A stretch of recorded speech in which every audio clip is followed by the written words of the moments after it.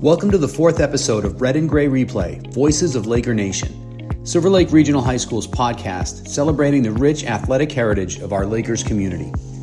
I'm Rick Swanson, Athletic Director at Silver Lake, and I'm thrilled to be extending a series that brings you inspiring conversations with the athletes, coaches, and other notable figures who have shaped our school's storied athletic program throughout the decades. In today's episode, one of our current football captains, Sam Laidlaw, sits down with Dave Glass and Stan Miller, two original Lakers who played for Silver Lake's inaugural football team in the fall of 1955. Exactly 70 years ago this fall, Mr. Glass and Mr. Miller both entered a brand new regional high school as seniors, and both of them would play multiple sports, including football, during that very first fall season. They were members of Silver Lake's first graduating class, the class of 1956, and have maintained close ties with the school and their classmates ever since. As you'll hear, their Laker pride has never dimmed, even across 7 decades. This interview was conducted on Thursday, October 30th, 2025, and the conversation provides a lot of insight into the origin story of our school's football program. Thank you for joining us for Red and Gray Replay as we get to know two of the men who helped to build the foundation of Silver Lake athletics. Hello, how's it going? Fine, thank you. I'm excited to be here. Good.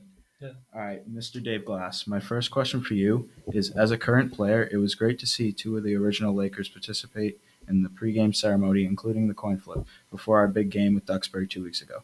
How did it feel, I guess is a question for both of you guys, how did it feel to be back on the field at Silver Lake 70 years after you played for the Lakers?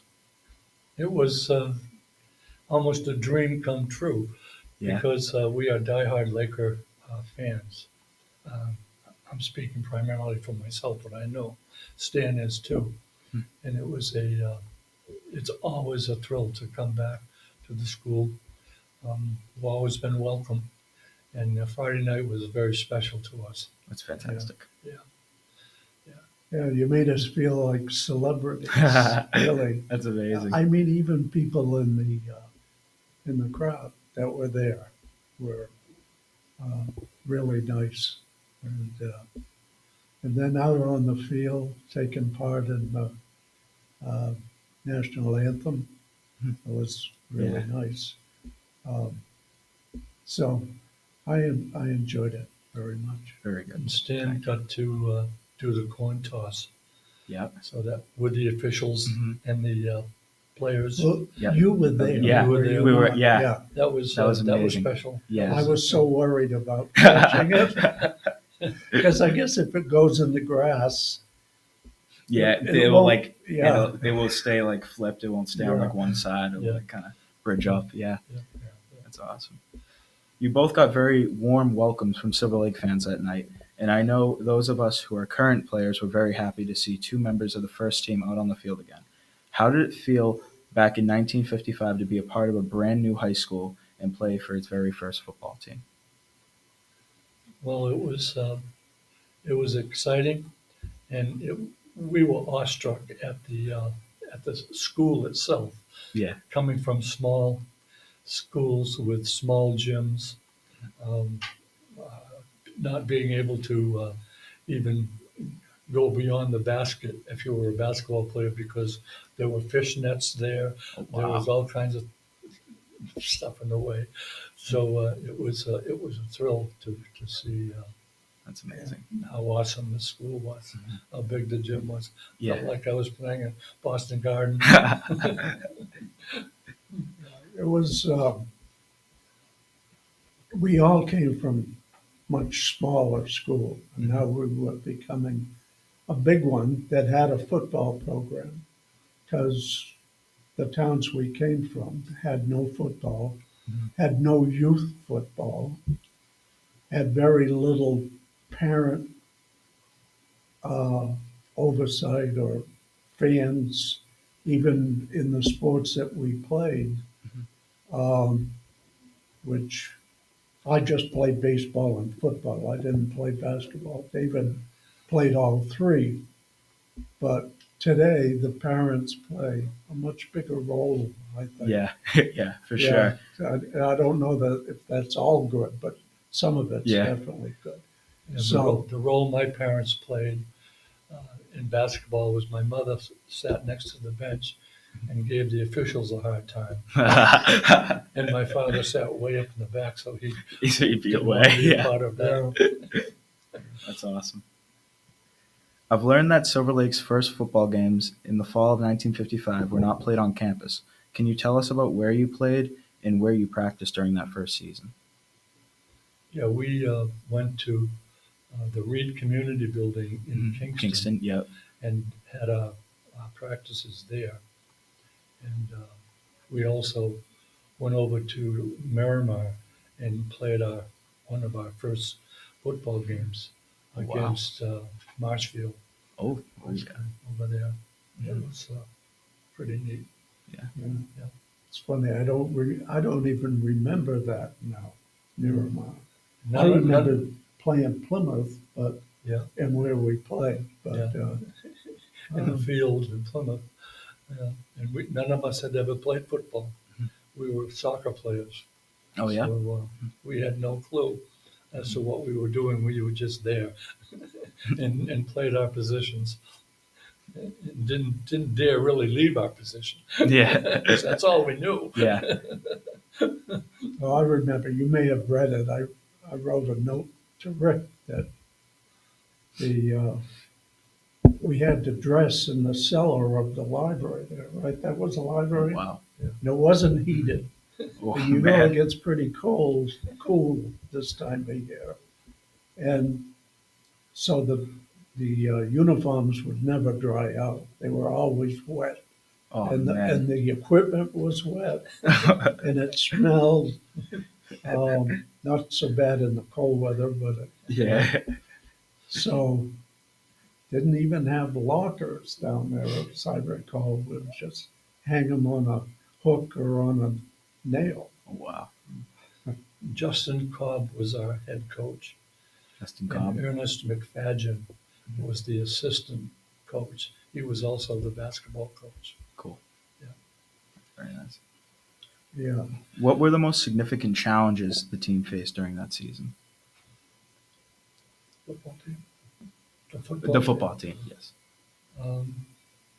Just trying to Catch the ball. catch the ball. Remember not to go offside on every play. Oh, yeah. Yeah. Yeah. And that was about it. Yeah, but it was fun. Went out for a pass and got buried by the entire team. And, we had helmets that had these plastic gear on them to protect our nose. Yeah. But when we were hit or when we went into the ground, it jammed into our nose and split our nose. Oh, man. It was crazy. I have to ask, did you guys ever wear leather helmets, or were they just like the normal kind of helmet, plastic kind of helmets? They were with the- normal Yep. helmets. Mhm. What else was different about football equipment in the early day, in the 50s? Were the shoulder pads different? No, well, we had never Was it? worn shoulder pads, so they were Oh, yeah. they were what they were, Yeah. and the rest of the uniform was pretty much what we had and what we wore. Yeah. I'm wondering about how the game itself has changed during the past 70 years. Compared to the game we know today, how was football different in 1955? Do you think the game has changed in major ways, or do you think it's mostly the same? It's way different. Yeah. It's way different. Yeah. You know, look at the size of you. They can tell you've been lifting a lot of weights. Yeah. I never lifted a weight at all. We didn't have a weight room. We wouldn't have had anyone to tell us how to do it. I'd like to make the comment, I made this to David, that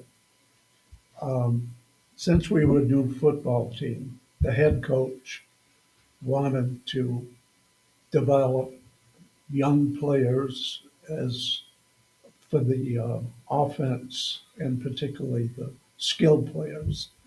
We had two quarterbacks that were sophomores who were kind of equal, I would say.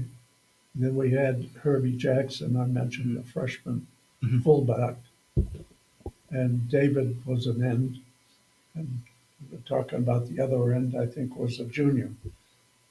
I played in the line, and Mr. McFadgen was in charge of the lines, offense and defense. Mhm.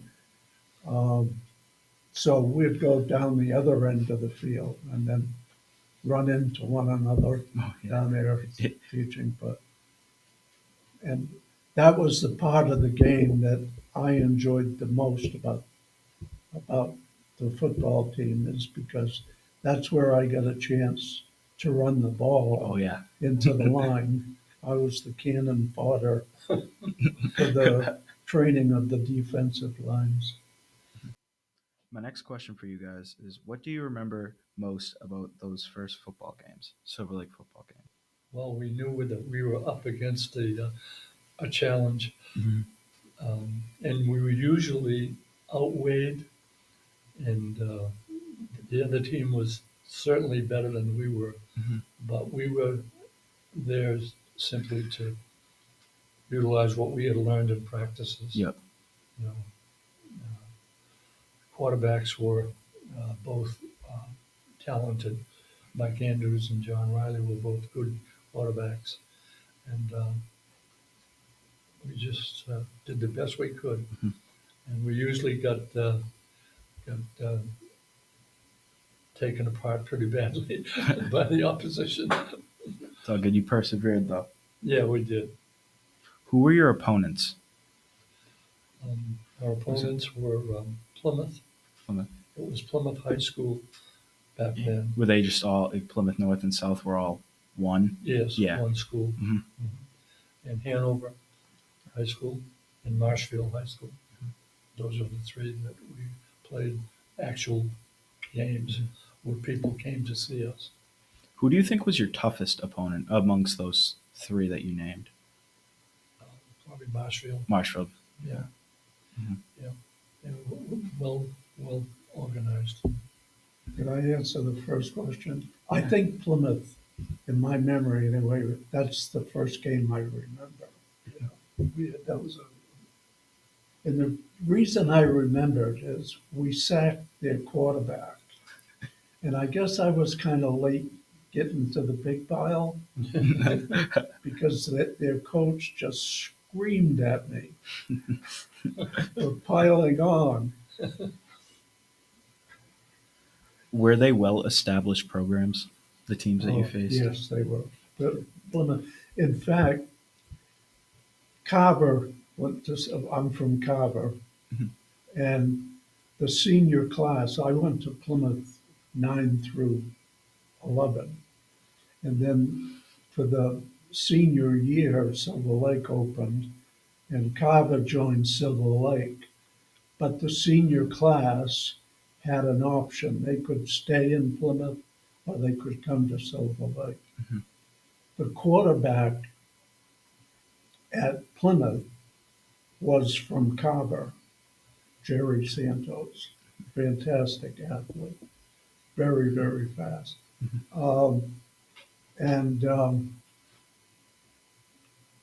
he went on to be there in the yearbook you read. He was the uh, athlete of the class, the best athlete in the class.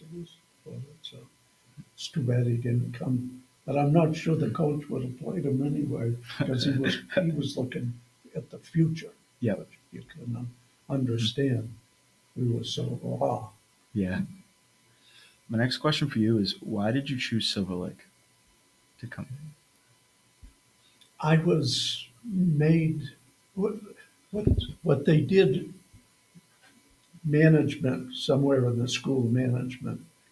You're bringing in 5 separate towns. We didn't really know one another all. I knew David from Legion baseball, but what they decided to do was appoint um, a student council from each town. They took, I think, 2 members. David was the president.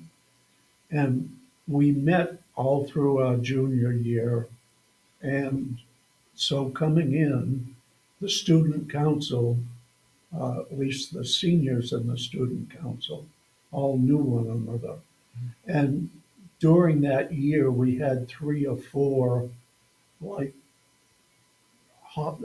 dances and get-togethers with, you know, some food and soft drinks. Yep. So it was just really a very clever thing that they had done, so that when we came together, uh, we knew some people. We were all new. It was new and exciting, meeting new people as the rest of the classes came in. So That's great. it was really done well. That's great. And it was great to, we had met these boys and girls who were athletes, but to come together and play as a team was really nice. Yeah. It was new, exciting, and gave us a chance to get to know each other really well, on and off the field. Yeah. So it was great. Actually, and when you said on and off the field, did you guys do any like team like building activities like together to try to like strengthen the bond of your team? Not really that I can remember. No. It was just mostly on the field, a practice is playing Yeah, together. well, it was a different time than now. I think a parent would see that you got there somehow, would arrange a ride. Yeah. We were coming from far apart. Parents were. It just wasn't high enough priority in the families to have the infrastructure to support that. Yeah. I had a 49 Mercury convertible with a rumble seat that I would load players in the rumble seat, the back seat, and the front seat. And there was a hill in Kingston that went up to the main highway, and we couldn't make that hill because we had so many kids inside. I had a 32 Chevy with Roadster with a rumble seat, but I had blown the head gasket that summer, and I had put a big dent in the family car, so they wouldn't let me use the car, and I didn't have any wheels. So Was Silver Lake part of a league during that season? How many games did you play? Yeah, we came from the South Shore League, Class C, from Kingston and Plymouth, and to Class B in when we went to Silver Lake, and we played different schools, Abington, Hingham, Middleborough, Whitman. No, we didn't play Whitman because they had their own school, Whitman Hanson. yeah. But we played different schools in a level up competition wise. How did that how did it feel to like actually like go up against like newer opponents? Like how did like the strength of the other teams like compare to like teams you'd play like in like your normal teams that you'd play? Like how would facing like Whitman Hanson compare to a Marshfield? It was a different. It was a bigger challenge, better players. Um, faster. Football, we were totally outclassed, but I think in basketball, certainly more than held your own. We had a successful. In baseball, we held our own, I think. Yeah. But not as well as the basketball team did. So we started our season with 5 straight wins. Wow. And we were the talk of the whole area. Who is this regional high school, Silver Lake? And we would fill the gym Tuesdays and Fridays, mainly because people were interested in seeing who we were. And we were undefeated for the first 5 games. Wow. And Plymouth came in and upset us by 2 points at Silver Lake. And that started the rivalry. Yeah. That's awesome. Were the games played on Saturday afternoons in those days? What kind of crowds did you get at the games? The football games. We didn't have anybody. Nobody came to our games, and they were played usually during the week, Mhm. I think. I, I, Was it Saturday? certainly some of them were during the week anyway. Yeah, yeah, we were brand new. Yeah. Yeah, we weren't competing with anyone. We were just learning the game. That's good. My next question is, what were your coaches like? How many coach? What were your coaches like? Um, Justin Cobb was the head football coach. Mhm. He came from another school. He was tough, um, very very good to play for, but he was a tough coach. And Ernie McFadden was just as tough and twice as big. Oh. Did he did McFadden coach your offensive line? Did he have a specific role that he took on the team? Well, he was the Sorry, assistant line yeah, coach. assistant line Yeah, coach. yeah. But he worked more with the Lions, I think, Yep. than Yep. offense and defense. Do you think those coaches made an impact on your lives? Oh yes, especially Mr. McFadden. Mhm. Yeah, I um, I enjoyed playing for him.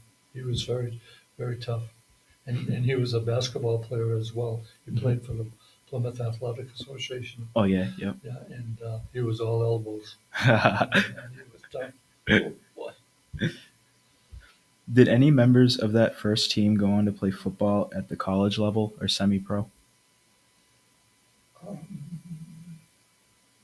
I'm not sure. I don't know. I don't think so. I don't think so. No, we weren't that well. No one was scouting us. Yeah. They might have been there for the other team, I guess. Who do you guys think was your most prominent player? Like made an impact the most on your games and even like maybe as a leader out there? I guess myself. Yeah, exactly. That's what I'm aiming for. Yourself. Exactly. I mean, because I was the captain of the team, Mhm. I had to show some leadership Mhm. during the practices as well as the games. Yeah, Do Denny was good. And my co-captain, Dennis Balboni, Mhm. we were both leaders. For Do you- players, I would say Herbie sticks out in my mind for Yeah. whatever reason. He was an outstanding running back. Mhm. Do you guys think there was any challenges within the team that you guys had to fix? Like as a captain, like were there any like team issues or maybe like disputes between people? Just lack of hustle sometimes. I Yeah. had to make them stay. What was that? Lack of hustle sometimes. Oh, Had to get on them. How were captains selected? We had a we voted, didn't we? We had breakfast at a local restaurant, and the class voted on the captains. That's nice. Did the two of you go on to play other sports later that year during the winter and spring? I know you said you played basketball. Did you guys We played baseball. baseball as well? Yeah. Yep. And we were the captains, I think, of baseball. Fantastic. Yeah. How was that compared to football? How did like your coaches and like kind of impact you in that way, like baseball and basketball? Well, first of all, we were playing before a full crowd every game, Tuesdays and Fridays. Yep. 13,909. Oh, And the coaches were hard to play for. They were tough. They did not put up with lack of hustle. Yep.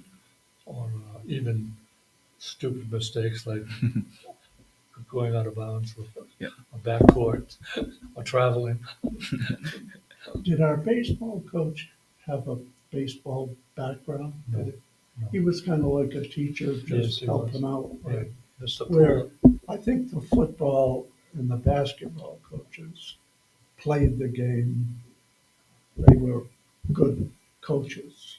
I mean, knowledgeable. Yeah. When I say good, knowledgeable. Mhm. Um, I'm not saying the baseball coach wasn't good, he was a good man, but He did the best he could. Looking back on your experience as an original Laker, are there any moments that stand out as making you feel proud to be a student athlete at Silver Lake? Just the fact that we were new Mhm. and we had started out successful, and people were aware of who we were, and we usually had a full crowd for every game. Mhm. Yeah. And we won our first 5 games, so that was exciting. Mhm. And that was really good. Do you guys think the crowd at the basketball game, do you think that played like a big role in like your team like leadership and like kind of like bringing the team together almost so you can win those 5 straight games? Oh, definitely. Mhm. Yeah, they were very loud and boisterous, and Mhm. we had tremendous cheerleaders. Yep. And we always jokingly said that the gym was full because of our cheerleaders. that's, they were the exception, because football, we didn't have anybody coming, and baseball didn't have many, but basketball was packed. And because they started with such a good run, and with the cheerleaders, Mhm. uh, it was magic, because I used to go to the games and watch, I was in the crowd. Um, it was really remarkable, that's what I remember most. Right there. Oh wow. Yeah. Yeah, See they where were- the skirts are? In Plymouth, the skirts were down here. We have a friend that she went to Plymouth with, she's from Carver, and she was so angry because she went out for cheerleading and then decided to do drum majorette, but they all had the skirts down Yeah. to their ankles. Yeah, they were sharp. This was a The nice football group, but this was the basketball group. What advice would you give to younger players now? Listen to the coaches, play 100% effort, and set an example for the rest of the players, and have a winning attitude. Absolutely. I feel like that'll go a long way. People hearing that, I just think, especially for how football's played today, and some kids can be, a little boisterous. And I feel like hearing those words really kind of like will make them like better athletes in the future and just better people in general in the future. Yeah. And I think like that'll make the team better overall as well. I've heard it here. I've heard it said that Laker pride is forever. Do you guys agree? We agree 100%. We agree so much so that we have a group of people that we meet with every third Friday as a Laker breakfast Mhm. in the town of Plymouth. And we're now down to only, well, there's 3 of us now. There's a lady from Marshfield that's part of that group that originally was about 8 to 10 people, but they've since passed away. And we're very proud to be Lakers. Yeah. Well, I And appreciate you guys. People actually pay attention to us Yeah. when we sit at our table and say, what's so great about them? But It's kind of important for you to uh, stay together as a class Mhm. in some way, besides the 10-year reunions or the 5-year reunions. Having a breakfast or a lunch, it's just kind of nice to keep that going. Do you have anything else to say about like kind of like the culture of Silver Lake football and like how special it was to you? Well, it was special because The- it was the very first Silver Lake football team. And Stan and I played. Stan was a guard. I was a wide receiver, captain of the team.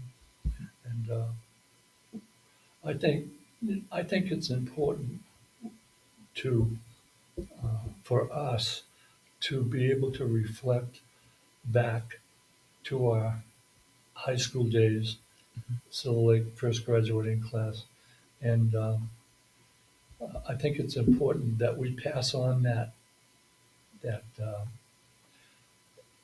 the torch kind of like the idea that we're interested. Mhm. We've stayed interested for all these years. We've met with fellow classmates at least once a month for all these years, which I think is unusual. I don't think there's a class out there in the general area, so to speak, that has been so dedicated and so faithful to each other and to the school. And we do that because we want to set an example for students, not to just go to school and leave and go to college and say, oh, that was fun, but to reflect back on a lot of the questions that you're asking us Mhm. and to be able to um, um, just express the importance of how um, it has been for us as Lakers all these years and to stay close to the school. Yeah, it's David's been the glue of our class. Every class should have a David. Mhm. You need one. great. Well, I think it's, maybe it's because of my dedication to athletics that has given me the attitude of staying together and How closeness. many athletes do this? Wow. You know, It was important to me. It was important to So- my sisters. It was important to my this parents. is the type of guy that's right here. Yeah. And I think that's kind of like dedication. I don't think people realize how important it is for someone to be so like into a sport and like what it does for the community Yep. and being like so like dedicated, being into the sport, like or being into what they do, whether it's in art, sports, Yeah. and I think that really like brings the whole school together as Yeah. well. Well, my family, my mother and father were both athletes in track and cross country, and we grew up dedicated to sports because of them. And when we played together, it was special. When we were at Kingston High School, we would play in a very small gym, and my sister was a basketball player, and she was called for traveling one time by one of the ladies in town that we still know, Mhm. and we still to this day uh, tell this lady that she wasn't traveling. We go like this. I don't think that's called anymore today anyway. I watch the pros play. And this is my first cousin who coached. He was the athletic director at Braintree High School. Mhm. He coached basketball. Wow. For Kingston. No, at Braintree. Oh, Braintree High School. Yeah. Stan, did you have any siblings that played through Silver Lake sports? no, I had two sisters, but neither one of them played. You're the only athlete. That's cool. I wanted to ask you this. What was like regular school like? Like when you finished school, like how long did you guys have to wait to go out to practice? Was it immediately after school, or I think it was because we were trying to make the late bus Yeah. to get home. Mhm. Yeah, what were your classes like in general? I know, like obviously They the were- English, they math. were Were they hard? great. The teachers were great. I don't know. Mhm. I think it was everybody was new coming into the school. They may have been teaching at Kingston or Pembroke, but it was really friendly. All the way um, the management structure and the teachers very helpful, very friendly. It was just the warmest, neatest place you could ever go to school. I can remember some of my teachers at Plymouth. They were, had been teaching for decades, and they were set in their way, and it was just wonderful to come here. And we had one teacher, Mrs. Oprashinsky, who followed our class after Silver Lake, came to all of our luncheons and dinners, and she was really nice. I don't know if you remember her or not. I had her for math and physics. What other sports did like your friends play? Like, did anyone play hockey? Was anyone like big into hockey or lacrosse, or were those like sports were popular? Non-existent. There were no rinks to play on per se, anywhere close at that time. They didn't start coming in until the 70s. We skated on the ponds, bogs. Who was your principal at the high school? Do you remember? His name was Lloyd Creighton. Lloyd Creighton. Yeah. And Sylvester Ray was the superintendent. I want to thank you guys, actually. Thank you guys very much. You guys have been really, truly inspirational to not only, I think, like our captains, but like to everyone in the school, really. And I thank both of you. So thank you very much. Our pleasure. Thank you. Thank you. Yeah. If there's anything in the future that we can do to support your efforts, we'd be happy to do that. I appreciate that. Thank you. Thank you. Thank you for joining us for this special look back at the first chapter in our school's history. We're grateful to all of you who tuned in to help us extend this exciting new series. A special thank you to our two guests, Dave Glass and Stan Miller, for sharing their story. Both of them remain a shining example of what Laker pride is all about. The same can also be said for the host of this episode, Silver Lake senior Sam Laidlaw, who is a more than worthy inheritor of the torch that those original Lakers have passed on to the next generations. And finally, this podcast series would not be possible without the great work of our school librarian, Mrs. Matthias, whose technical support in the production of this podcast remains invaluable. This is just one of the many ways she makes our school community better every day. As we continue our journey through Silver Lake's rich athletic history, be sure to subscribe and join us for future episodes as we continue to share the voices and stories that make up our Laker Nation. Until next time, go Lakers.